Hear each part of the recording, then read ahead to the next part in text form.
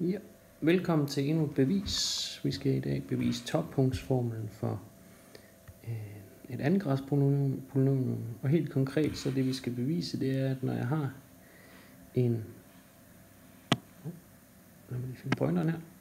når jeg har en parabel hørende til et andengradspolynomium f af x med forskriften a gange x i anden plus bx plus c, hvor a som sædvanligt er forskellig fra 0, jamen så har den et toppunkt t med x-koordinat hk, og det kan beregnes med følgende formel. T er det samme som minus b delt med 2a, og y-koordinaten det er minus d delt med 4a.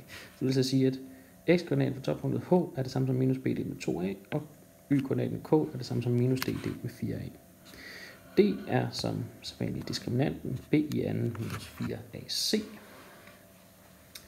Når vi har fundet den formel der, så kan vi altså omskrive et hvert andengradspolynomium f af x på følgende formel a gange x minus h i anden plus k. Og det betyder altså bare, at parablen kommer fra standardparablen, der hører til a gange x i anden, ved at parallelt forskyde den med h langs x-aksen og k langs y-aksen.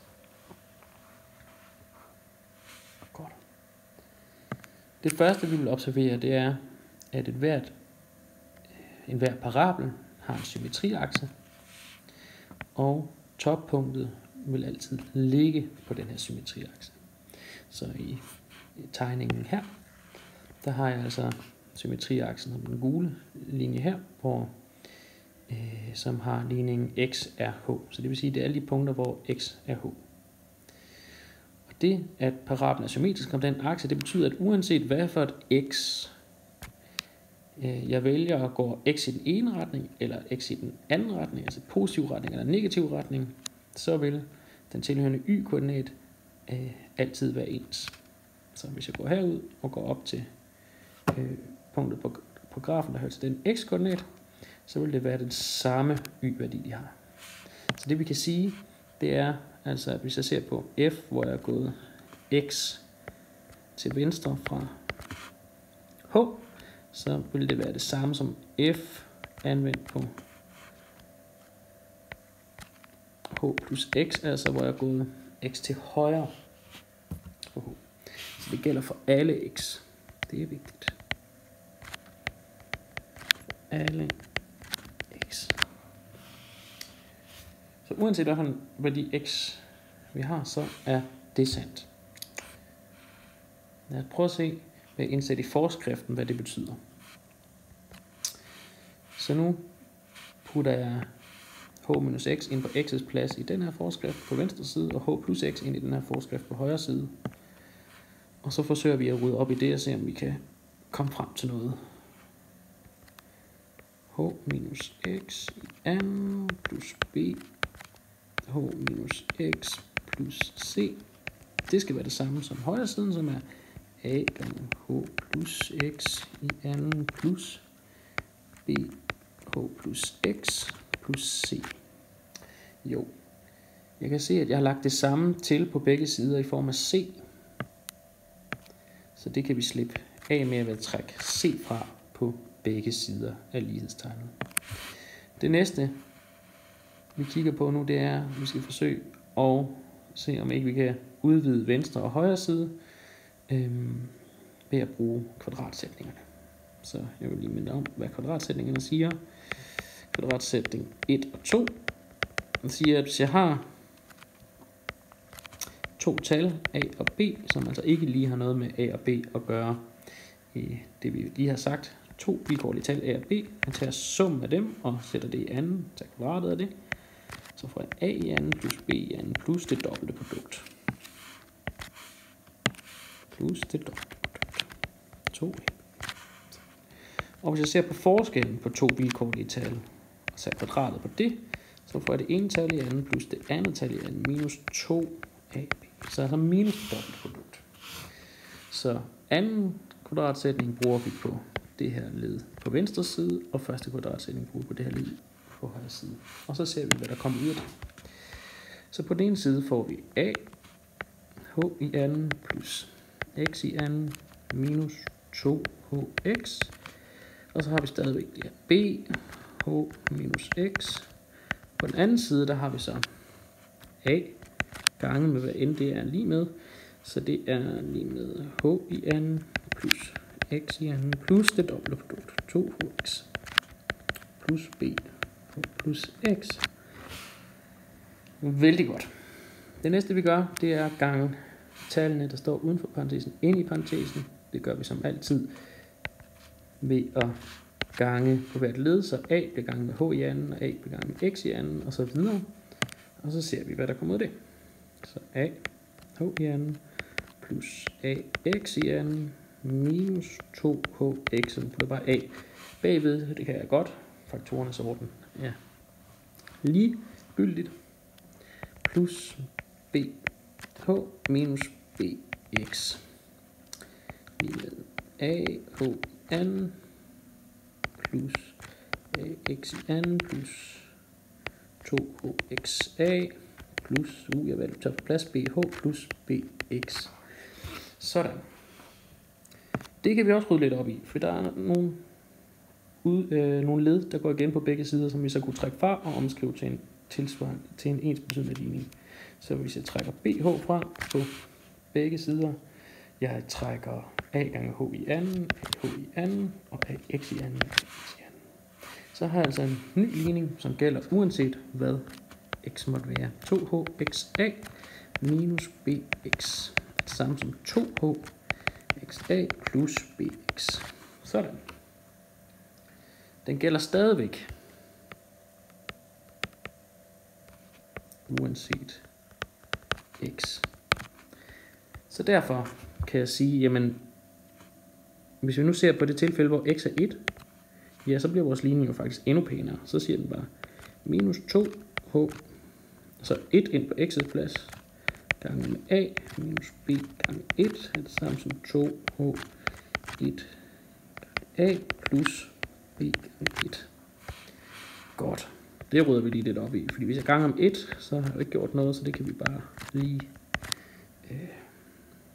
glemme for vores notation her. 2h a plus b. Vores mål er nu at isolere h. Så lad os prøve at gøre det. Hvis jeg skal isolere h, så sørger jeg for, at alle led, der har noget med h at gøre, kommer over på den ene side. Så jeg lægger 2ha til på begge sider og trækker b fra på begge sider. Så vi har minus 2b på venstre side nu og 4ha på højre side. Godt. Vi kan også skrive det som 4a gange h og minus 2b. Hvis jeg så skal isolere h, jamen hvad gør jeg så? Så deler jeg med 4a på begge sider. Så står minus 2b delt med 4a. Og det er det samme som at sige, at h er det samme som minus b delt h delt med 2a. Så nu har vi allerede fundet ud af, hvad x-koordinaten er for toppunktet. Det var jo h. Godt.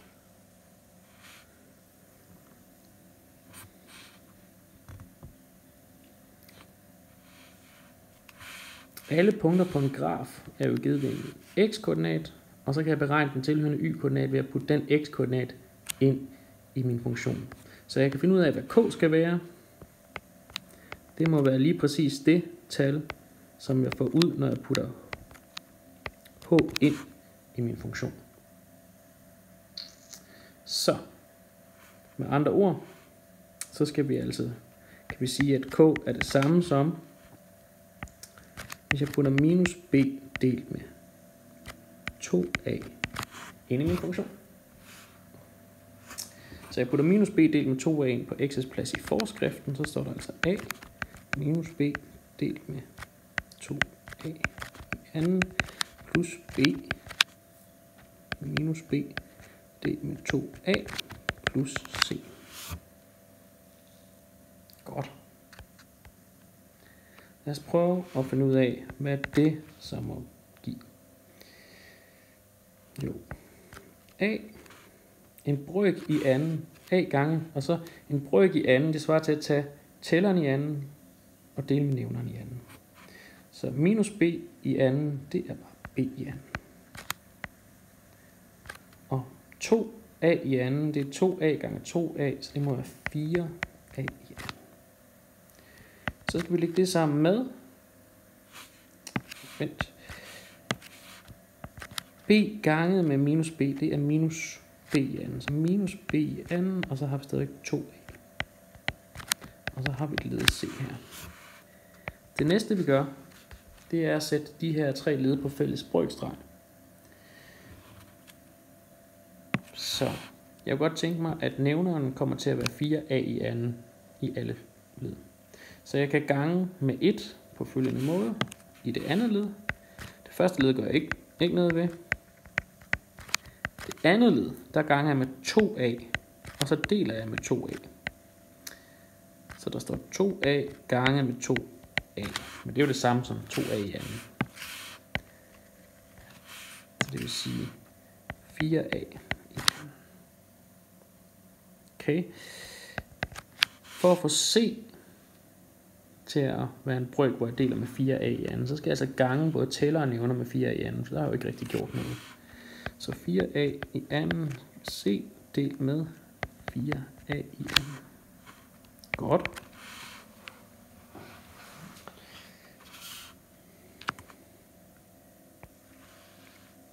Så kan vi samle alle ledene her. 4a i anden.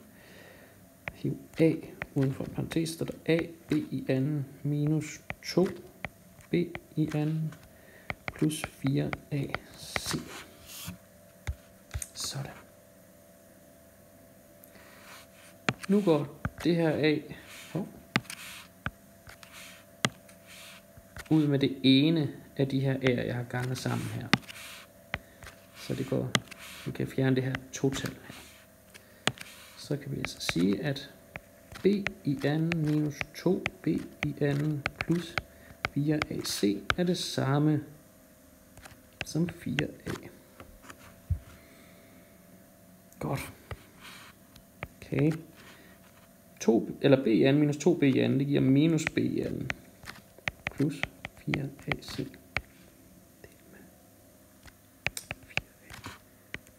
Men hvis jeg hiver minus 1 uden for en parentes, så er der minus b i anden minus 4ac tælleren, og vi har 4a i nævneren.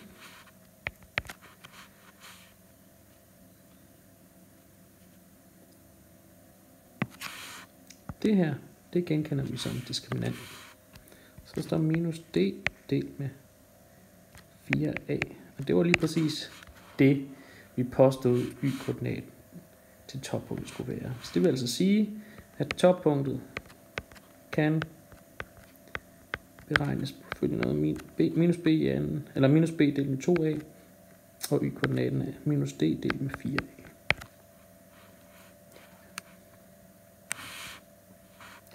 Og så er vi sådan set færdige med beviset, men